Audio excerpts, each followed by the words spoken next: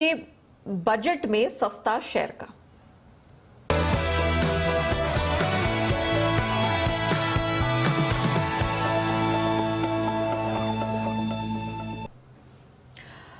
तो हमारी इस खास पेशकश में हम बड़ी गहरी रिसर्च के बाद बजट के दौरान एक ऐसा सस्ता सुंदर टिकाऊ शेयर लेकर आए हैं जिससे आपको बेहतरीन कमाई हो सकती है। इसकी पूरी डिटेल लेकर मेरे सहयोगी आशीष चतुर्वेदी मेरे साथ जुड़ चुके हैं।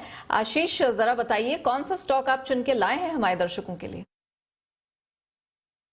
देखिए, स्टॉक का नाम है एनसीसी कंस्ट्रक्शन और इंफ्रा सेक्टर की देखें तो करीब 40 साल पुरानी कंपनी है। बिल्डिंग, रोड्स और जो वाटर प्रोजेक्ट्स हैं इनसे करीब 80% जो आय है वो कंपनी की आती है। खास बात यह है कि बजट से पहले और बजट के बाद दोनों समय अगर आप देखें तो पूरा इंफ्रा स्पेस बहुत बजिंग रहता है, क्योंकि काफी बड़े ऐलान हर बार होते हैं और इस बार भी ऐसा माना जा रहा है कि इंफ्रा सेक्टर पर जो है सरकार का खास विशेष जो है फोकस रहेगा।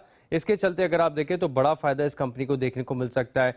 ऑर्डर बुक के लिहाज से देखें तो करीब 40,000 करोड़ के आसपास की जो है वो ऑर्डर बुक है, जो कि आपको दिखाती कि अगले 3 से 4 सालों के लिए जो रेवेन्यू विजिबिलिटी है वो भी अच्छी कंसिस्टेंट ग्रोथ के साथ वो नजर आ रही है। पिछले कई सालों में अगर आप देखें तो कंपनी ने अपने प्रदर्शन को और सुधारा है। इस बार फर्स्ट हाफ में साल के आप देखें तो काफी बढ़िया प्रदर्शन देखने को मिला है पिछले कई सालों के मुकाबले। इसके अलावा एक और खास ऑपरेशनल चेंज ये भी हुआ है कि सरकार से जो कंपनी को भुगतान मिलता है, पैसे मिलते हैं, वो समय पर मिल रहे हैं फिलहाल, जिसके चलते वर्किंग कैपिटल की रिक्वायरमेंट है वो ज्यादा देखने को नहीं मिलती।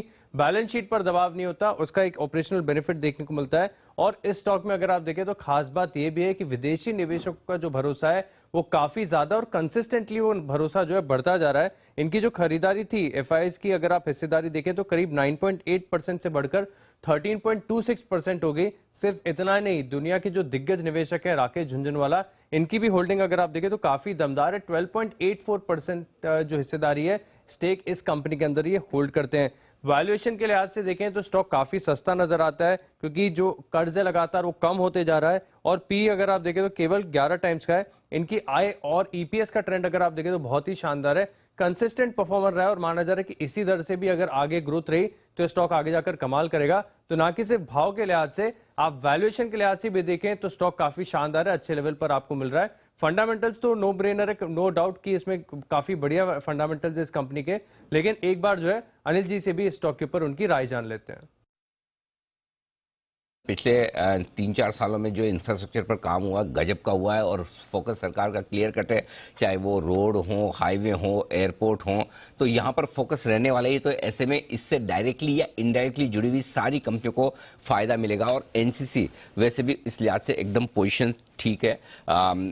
ऑर्डर बुक बहुत मजबूत है और अगर बजट में एलोकेशंस बढ़ते हैं, जो कि बढ़ेंगे, तो यहाँ पर और बेहतर होता दिखेगा। एक और इंटरेस्टिंग चीज देखिए, इस स्टॉक में एफआईआईज की हिस्सेदारी पिछले 1 साल में 3% से ज्यादा बढ़कर आई है। तो धीमे धीमे बड़े इन्वेस्टर्स का भरोसा एफआईआईज का जुड़ रहा है। राकेश झुंझुनवाला जैसे दिग्गज इन्वेस्टर्स हैं जो 12-13% हिस्सेदारी ऑलरेडी होल्ड करते हैं। मतलब इससे बढ़िया बात हो नहीं सकती। एक कंस्ट्रक्शन कंपनी जिनकी बैलेंस शीट मजबूत हो, धीमे धीमे कर्ज और कम होते हुए दिख रहे हैं, बैलेंस शीट बेहतर होती हुई दिख रही है और ऐसे में बैलेंस शीट के एक्सपेंशन होने की पूरी गुंजाइश यहां पर है। वैल्यूएशंस बेहद आकर्षक हैं। करेक्शन के बाद स्टॉक आपको बहुत अच्छे लेवल्स पर भी मिल रहा है। हमें ऐसा लगता है कि यहां से भी स्टॉक में एक अच्छा इन्वेस्टमेंट का मौका मिल सकता है।